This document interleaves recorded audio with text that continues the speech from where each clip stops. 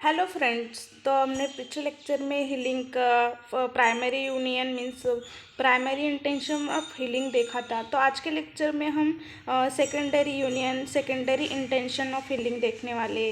तो आज मैंने पावर पॉइंट में मैं सब कुछ पॉइंट कवर किए तो अच्छे से आपको समझेगा। तो देखिए, healing by secondary union that is also called as secondary intention by granulation tissue. तो मैंने देखिए फर्स्ट वीडियो में हीलिंग का डिफरेंट बताया था, क्यों प्राइमरी हीलिंग है फास्ट हील होता है और सेकेंडरी धीरे धीरे।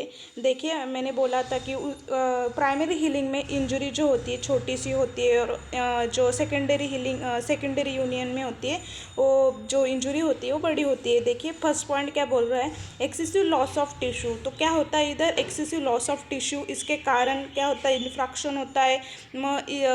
इसकी वजह से हीलिंग क्या होती है सेकेंडरी इंटेंशन में धीरे धीरे होती है। देन सेकंड पॉइंट क्या है, the tissue defect is a large and edge of wound can not be appose.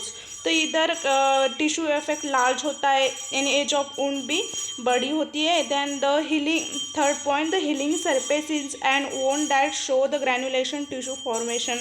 तो जो हीलिंग सरफेस में यहाँ पे सेकेंडरी यूनियन में हमें ग्रैनुलेशन टिश्यू फॉर्मेशन दिखता है।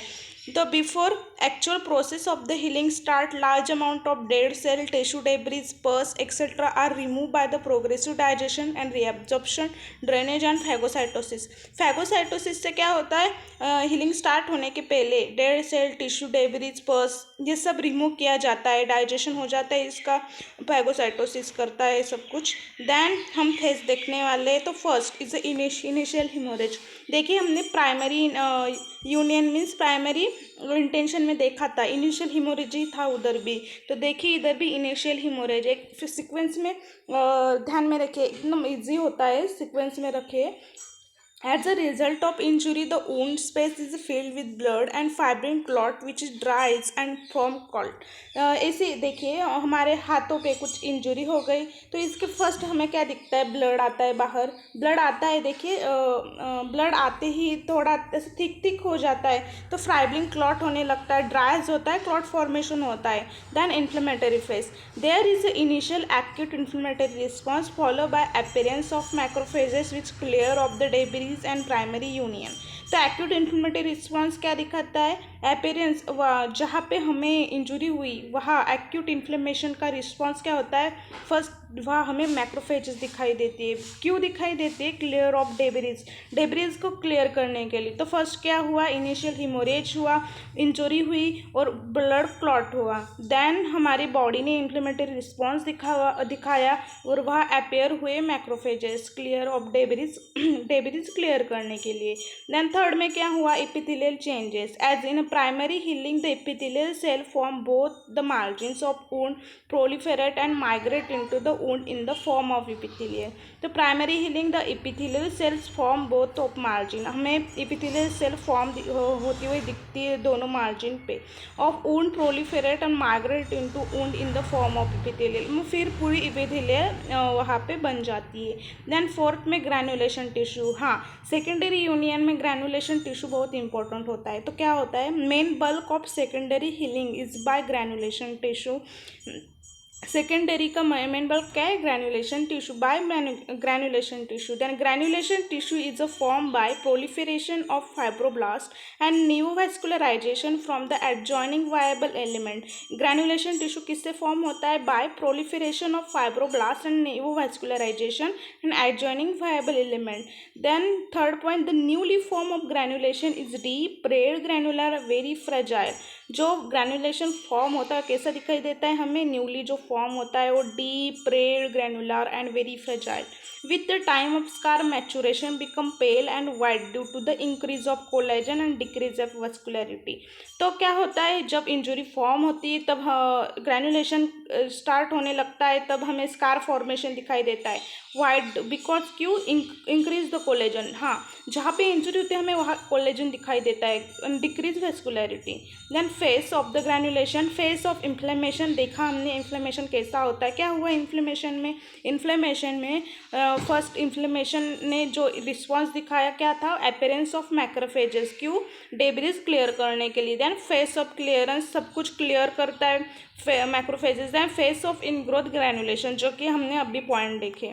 Then wound contraction, due to the action of fibroblast present in a granulation tissue, the wound contract to 1/3 to 1/4 its original size। देखिए इस डायग्राम से समझिएगा।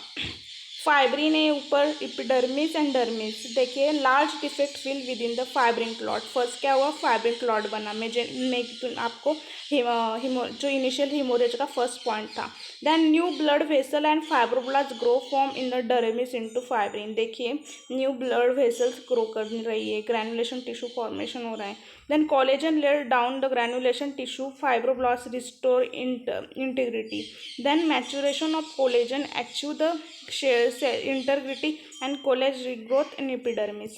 तो क्या हुआ, फर्स्ट क्लॉट हुआ, देन इन्फ्लेमेशन हुआ, देन क्या हुआ, थर्ड में ग्रैनुलेशन हुआ, कोलेजन फाइबर उस जगह पे आए। Type of wound healing, the secondary healing is occur in a wound with in the extensive soft tissue loss heal slowly with fibrosis, then leads in to the wide scar often hypertrophied and contracted. देखिए इधर large detected fail fibrin clot हुआ, new blood vessels and fiber, वही diagram है जो कि मैंने बनाई हुई है और इधर स्लाइड में नीचे मैंने दिखाई है।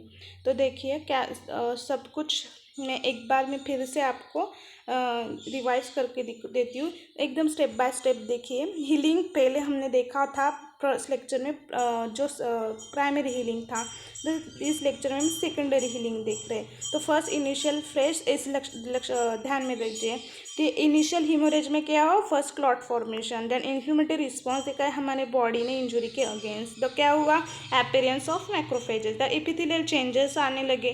देन ग्रैनुलेशन टिश्यू फॉर्मेशन हुआ। तो वो कैसे हुआ, वो secondary healing by granulation tissue. Granulation tissue किससे फॉर्म होता है, proliferation of fibroblast, neovascularisation. Then newly form granulation कैसा दिखता है, डीप रेड और very fragile. Then with scar maturation, scar क्यों फॉर्म हुआ, because of increase the collagen. Then wound contraction, wound contraction कैसा हुआ, 1/3 1/4 इट्स ओरिजिनल साइज। देन मैंने आपको समझने के लिए ताकत था। Thank you. और आपको समझ में आया तो प्लीज़ लाइक कीजिए, सब्सक्राइब कीजिए और शेयर कीजिए।